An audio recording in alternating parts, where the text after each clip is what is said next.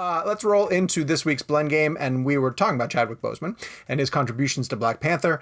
To continue to honor the legacy of the actor and the work that he left behind, we are playing hashtag Chadwick Boseman Blend, where we're giving our favorite Chadwick Boseman films or performances, specifically because we're discussing an actor, and I would like Kevin to go first. Well, I mean, I'm going to go first, but I'm also Sean. I guess we can just go together. I think we have the same one. Yeah, and I think Captain America: Civil War. I think we'll both touch on why. Mm-hmm. It's so interesting to me because I love Black Panther, but as I look at Black Panther, I don't just think of Chadwick, and I guess the same thing happens with Civil War as well. But I thought Black Panther was a very strong ensemble piece. You know what I mean? It was like, everybody in that film, Lupita. You're talking about Michael B. Jordan.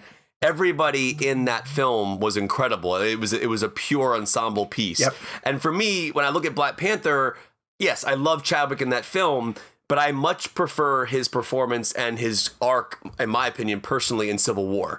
I love what happens with his sequence with his father. Obviously, that I don't love his father dying, but I love the idea of like what it does to the character and kind of how it builds the arc of the character. And I think that for me, learning more about him through being introduced in Civil War. Oddly enough, my favorite Tom Holland appearance in the MCU is in that film as well. Mm-hmm. And he's had his own Spider-Man films as well. But I think that Chadwick's performance in Civil War, it was the introduction of the character. I thought that within a scope of all these characters in this insane airport sequence, I still honed in on his performance. He was that good. He stood out so much as a supporting character within Civil War. He held his own weight. Like, I feel like Civil War, while it was a Captain America film, it felt like very much like an Avengers film. But I do think that Chadwick's performance as Black Panther stood out. I mean, specifically that chase on the street with the flip over with the motorcycle. Remember that whole sequence? It was it's unbelievable. I actually think Civil War is probably my favorite rendition of seeing Black Panther on screen. Wow. I love the Black Panther film, but I genuinely love Civil War, and I think that his performance in that is incredible. Well, and part of it is because it's for the first time we're seeing a lot of the choices that he made to bring the character to life. Yeah, emotionally. You're hearing the actor for the first time. You're getting a sense of the people who are committed to him, because you get some of the people who are around him. They do an amazing job. Again, the Russos, who's surprised, but they do an amazing job of not just introducing him, but making sure that his arc in that movie is significant. It's nuts when you think of the number of things that happen in Civil War and no one feels shortchanged.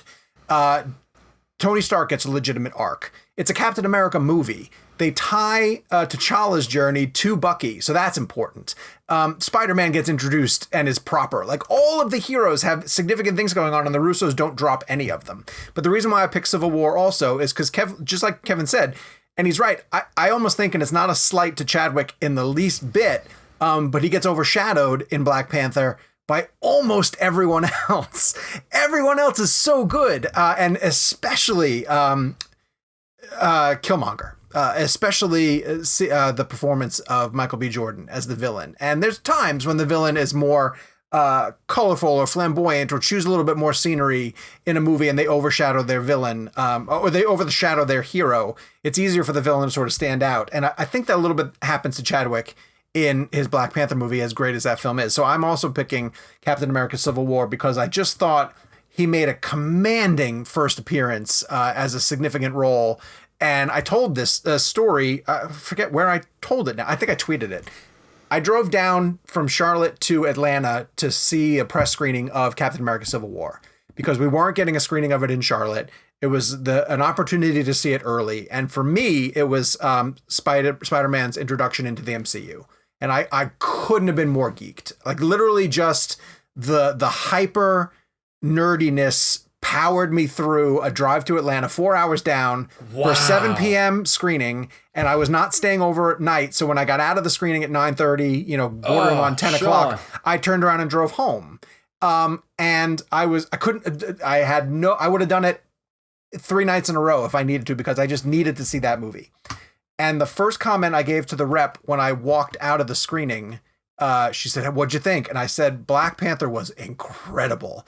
because I didn't love Black Panther growing up. I'm not invested in the character, but Chadwick was so commanding in that part that was my first initial reaction to responding to that movie. And that's even with Spidey coming on. So I'm also choosing Captain America Civil War. Jake, are you also choosing it? I'm not. I'm actually choosing Black Panther, which it's interesting because I actually prefer Civil War as a movie. Yeah. But I prefer his performance in Black Panther because I understand the argument about the ensemble thing.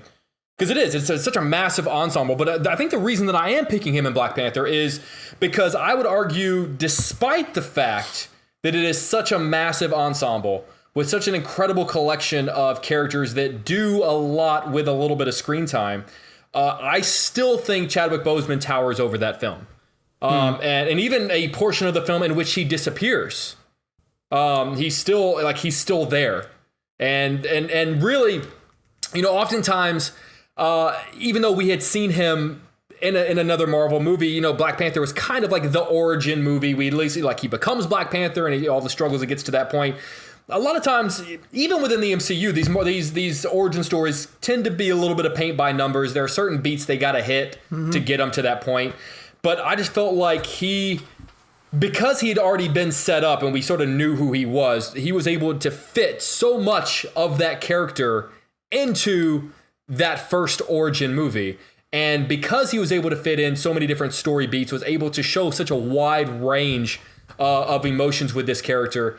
And I mean, he showed strength, he showed vulnerability, he showed weakness, he showed he died. There are so many aspects that he was able to fit into that one movie. So much so that I like the movie Black Panther. It's not one of my favorite MCUs. It's probably middle of the range for me. I much prefer the movie Civil War in terms of the wide range of MCU.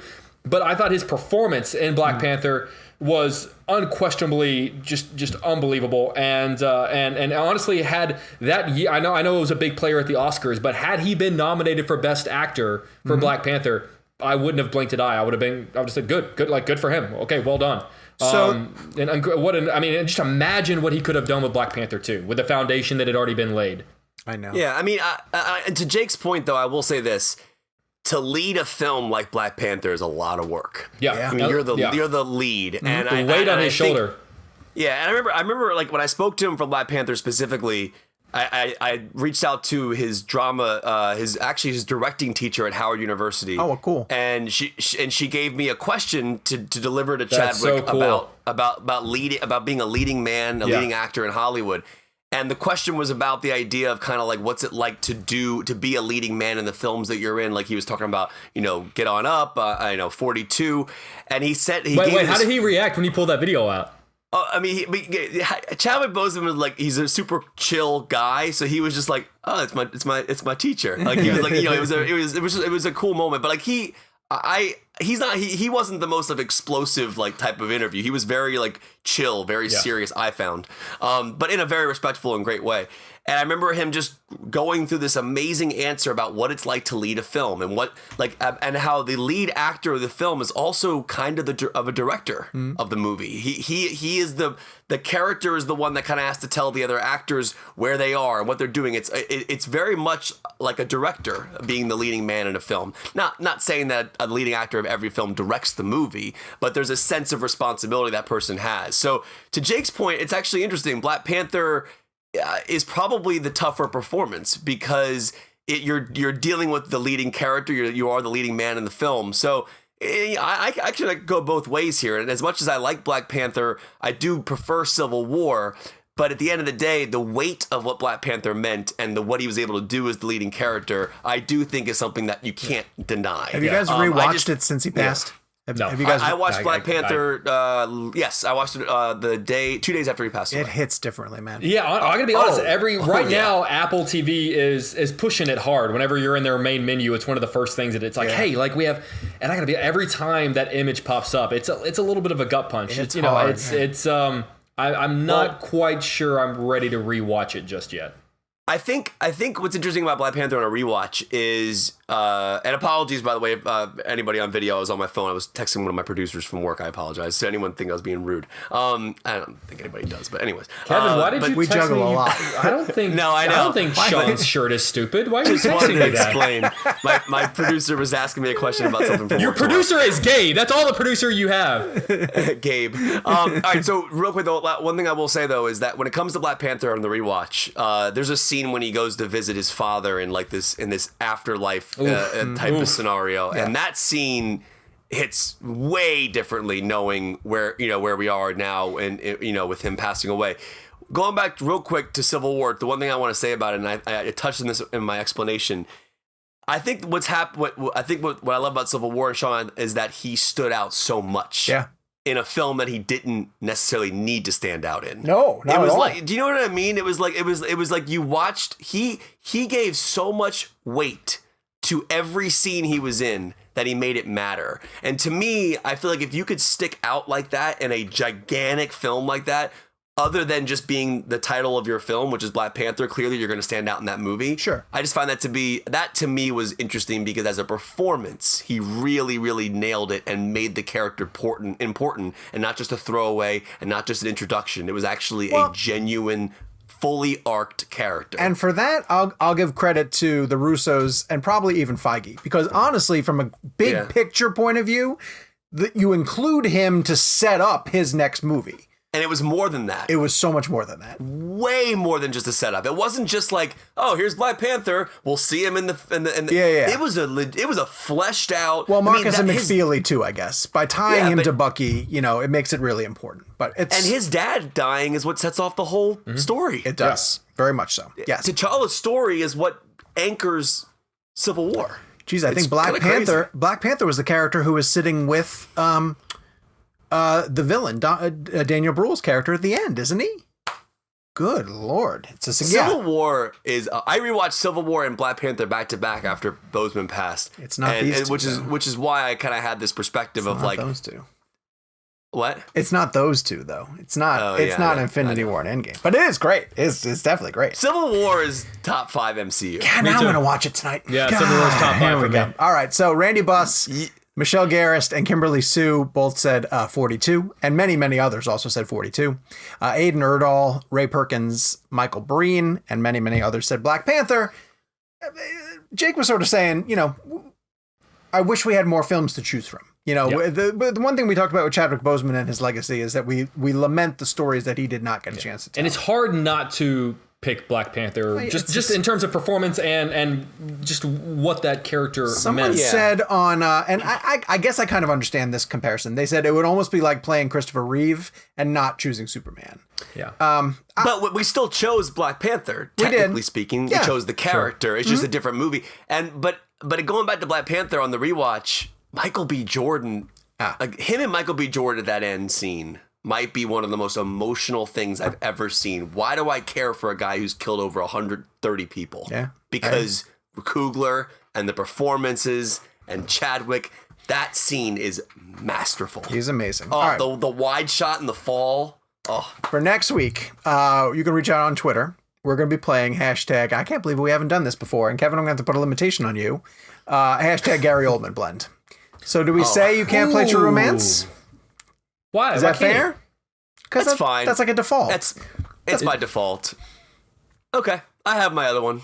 All right. Hashtag Gary Oldman blend. So you can let us know your pick via social media if you want to. That's you a can also good one. I think email mine's going to freaking blow your mind. ReelBlend@cinemablend.com. Can you what? Can I put a little side note for our audience real quick? Yeah. There's a movie that Gary Oldman stars in, which is arguably one of the worst films I've ever seen in my entire life. It's called Tiptoes. Yeah. And it is so bad. And I don't think anybody know it exists, but it has Gary Oldman, Matthew McConaughey, and Kate Beckinsale. Seek it out if you want to see one of the worst movies you'll ever. It's incredibly offensive and very bad. All right. Well, I'm fascinated to see if anybody chooses that for next week.